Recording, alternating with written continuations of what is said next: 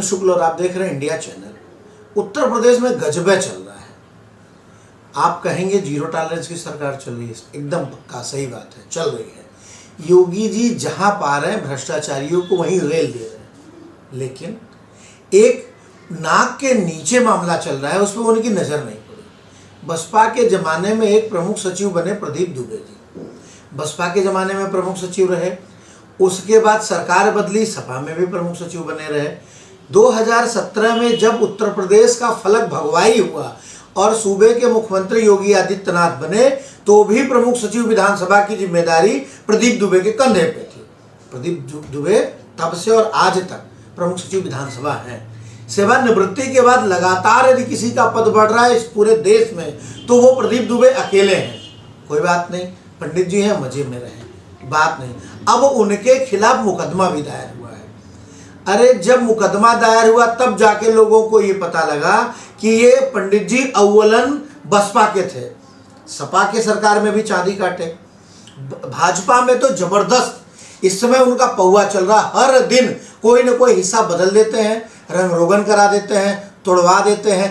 एक जगह 5-5 बार बदला जा रहा है, गजब की बात है। लेकिन जीरो टॉलरेंस की सरकार है, मैं सरकार पे कतई उंगली उठा नहीं सकता। विधानसभा पे तो उंगली उठाने की हिम्मत कोई कर ही नहीं सकता। अलग बात है कि एक जगह को 5 बार तोड़ दीजिए, क्या फर्क पड़ना है, आपको ऑडिट नहीं होता।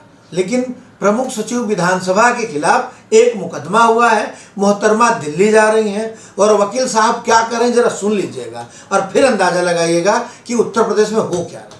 ब्यूरोक्रेट प्रदीप दुबे किस अधिकार के तहत अभी तक पद पर बने हुए हैं, प्रमुख सचिव विधानसभा के पद पर? देखिए, ये बहुत ही ज्यादा गंभीर प्रश्न है और इसीलिए ये एक जो संवैधानिक त्रुटि है उसी त्रुटि को दूर करने के लिए और किस तरीके से उन्होंने लोक सेवा आयोग, उत्तर प्रदेश लोक सेवा आयोग की जो चयन करने की जो प्रक्रिया है उसको अपने हाथ में ले लिया। तो हमने क्यू वारंटो पिटीशन दाखिल करी थी, पहले हमने सुप्रीम कोर्ट में दाखिल की थी और वहां से हमें ये निर्देशित किया गया कि आप पहले हाई कोर्ट से आदेश लेकर के आइए। तो उसके बाद हमने इलाहाबाद उच्च न्यायालय की लखनऊ बेंच के अंदर 226 कॉन्स्टिट्यूशन के तहत ये पिटीशन डाली है। हालांकि आज 22वीं हियरिंग थी और 22 में से सिर्फ एक बार ही इस पे सुनवाई हुई है। कई जजेस ने अपने आप को रिक्यूज कर लिया, कई बार बेंचेस को बदल दिया गया। तो पर हमें न्याय प्रक्रिया पर भरोसा है और संघर्ष जारी रहेगा। 2008 में इनकी नियुक्ति हुई थी, सपा सरकार आ गई, उसके बाद बसपा की सरकार थी, सपा सरकार आ गई, भाजपा की 2 सरकारों का टर्न बीत गया, लगभग करीब 15-16 साल हो गए। तो इनकी कहाँ से इतनी मजबूती इनको मिल रही है जो अभी तक ये पद पर बने हुए हैं? देखिए, जिस तरीके से जो पॉलिसीज हैं, पॉलिसीज को बदल दिया गया और इनके ऊपर प्रश्न उठाने वाला, अब अगर हम ये कह सकते हैं कि एक जो प्रश्न उठाने वाली जो प्रक्रिया थी उसको सबने अनदेखा कर दिया गया अपने निजी हितों के कारण। क्योंकि जिस तरीके से ये जो पूरा वेब है, एक जो पूरे जो षड्यंत्र के तार हैं वो हर पार्टी में फैले हुए हैं। अब आपके सवाल में ही जवाब था कि बसपा सरकार आई, फिर समाजवादी पार्टी की सरकार आई और अब दूसरी टर्म चल रही है भाजपा सरकार की। पर यहाँ पे इस चीज पे अभी तक किसी का ध्यान क्यों नहीं जा रहा है? क्योंकि बहुत बड़ा भ्रष्टाचार से भी जुड़ा हुआ मामला है जिसके लिए हम प्रयत्नशील हैं और न्यायपालिका पर हमें पूरा भरोसा है। मैम, 72 साल के प्रदीप दुबे की नियुक्ति को जो चुनौती आपने दी है, उस मसले पर सुप्रीम कोर्ट का भी कोई डायरेक्शन था, उस लेकर के उसको यहाँ पर हाई कोर्ट में चल रही है सुनवाई। उसके बावजूद यदि 22वीं हियरिंग चल रही है और 22वीं हियरिंग हो जाने के बाद भी केवल एक बार सुनवाई होती है, इस पर आप क्या कहेंगे? देखिए, क्योंकि मामला जो है वो न्याय संगत है और हम भी इस चीज में संघर्ष कर रहे हैं।